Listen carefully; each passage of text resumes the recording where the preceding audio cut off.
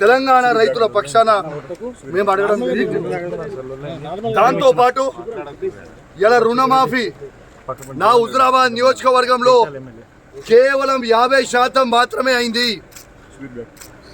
ఇంకా 50% కాలేదు.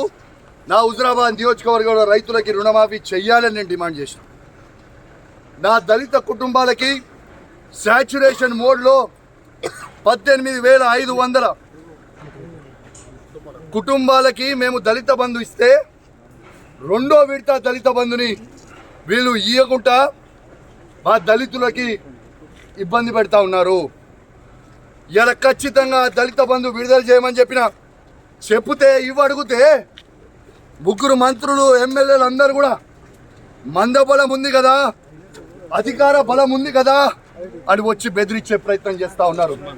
మీరు బెదిరిస్తే భయపడేటోడు ఎవడు లేనిడా. ఖచ్చితంగా కేసీఆర్ గారి పక్షాన మేము నిలబడతాం. కేసీఆర్ గారు ఏ విధంగా అయితే రైతులకి 1,00,000 కోట్లు ఇచ్చిండో మేము రైతుల పక్షాన నిలబడతామని మాట ఇచ్చినాం. అదే విధంగా మేము మాట ఇచ్చినట్టు నిలబడతా ఉన్నాం. ఎందుకు ఈ దౌర్జన్యం అని అడుగుతా ఉన్నాను.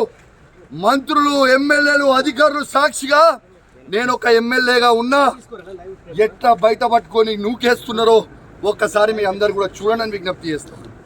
ఒక దొంగ అయిన జగిత్యాల ఎమ్మెల్యే డాక్టర్ సంజయ్ ఎట్లయితే అమ్ముడు పోయిండో సిగ్గులేనోడు అమ్ముడు పోయినోడు ఎట్లా అమ్ముడు పోయినవరు అని మేము అడిగితే మైకించుకొని నువ్వు ఏ పార్టీ అంటే కాంగ్రెస్ పార్టీ అంటూ. మరి నిజంగా నువ్వు అంత బొగోనివే అయితే డాక్టర్ సంజయ్ జగిత్యాల ఎమ్మెల్యే నువ్వు రాజీనామా చేయి, అదే కాంగ్రెస్ బీఫామ్ మీద గెలిచి చూపి. చేతగాని దద్దమ్మలాగా కేసీఆర్ గారు పెట్టిన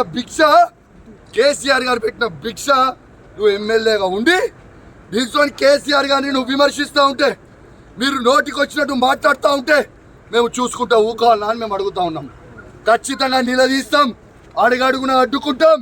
ఖచ్చితంగా ఇచ్చిపెట్టే ప్రసక్తే లేదు. వాళ్ళు ఖచ్చితంగా